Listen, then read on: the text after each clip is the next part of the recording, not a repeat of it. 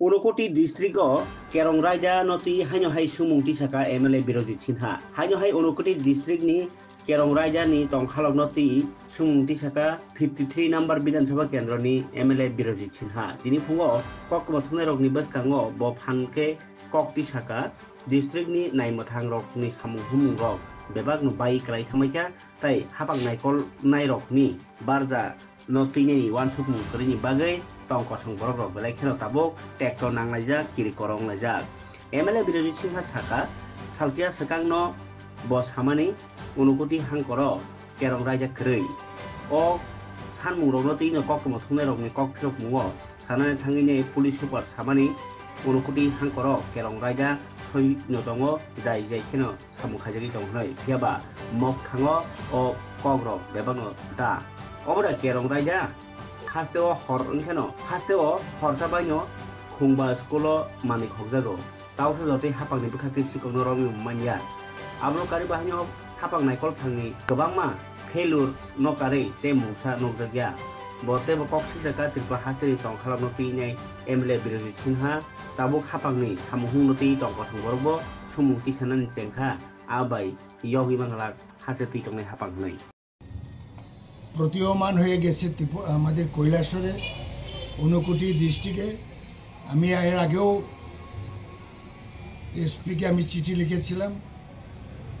এই ডিস্ট্রিক্টে আইনশৃঙ্খলা অবনতির দিকে যাচ্ছে, প্রশাসন থেকে কোনো কঠোর ব্যবস্থা এখন পর্যন্ত নিচ্ছে। গত 5 তারিখে এক নাগারে বিভিন্ন শিক্ষা প্রতিষ্ঠান RKI স্কুল, রামকৃষ্ণ শিক্ষা প্রতিষ্ঠান, শ্রীরামপুর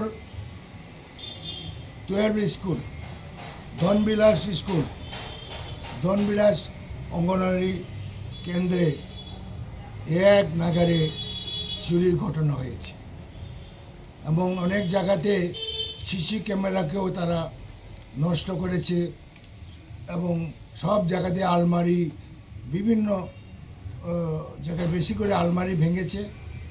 তারপরে রামকৃষ্ণ শিক্ষা প্রতিষ্ঠানে গোডেজ ছিল, লোয়ার গোডেজ, যার জন্য এটা ভাঙতে পারেনি।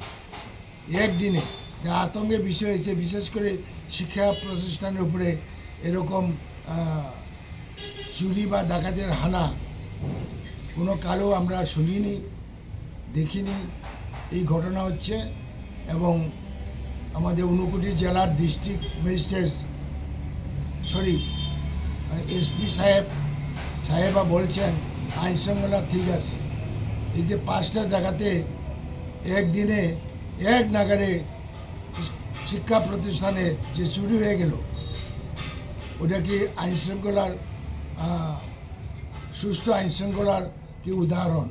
সুতরাং আমি প্রশাসনকে বলবো, ডাইরেক্টর জেনারেল পুলিশকেও বলবো যে এই ব্যাপারে ইনকোয়ারি করে যাতে বিহিত ব্যবস্থা করে।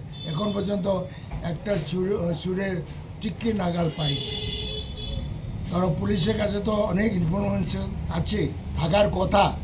চুরি কারা কারা করে, ডাকাতি কারা কারা করে, ড্রাগস ব্যবসা কারা, সব লিস্ট পুলিশের কাছে আছে এবং হাজার হাজার টাকা পুলিশ সোর্স মানি খরচ করছে, কেন এখনো একটি আসামিকে ধরতে পারেনি। সুতরাং আমি ডাইরেক্টর জেনারেল পুলিশকে বলবো ইমিডিয়েটলি হস্তক্ষেপ করেন। এটা একটা ভয়ঙ্কর ব্যাপার। শিক্ষা প্রতিষ্ঠানের উপরে এরকম চুরির ঘটনা ইতিমধ্যে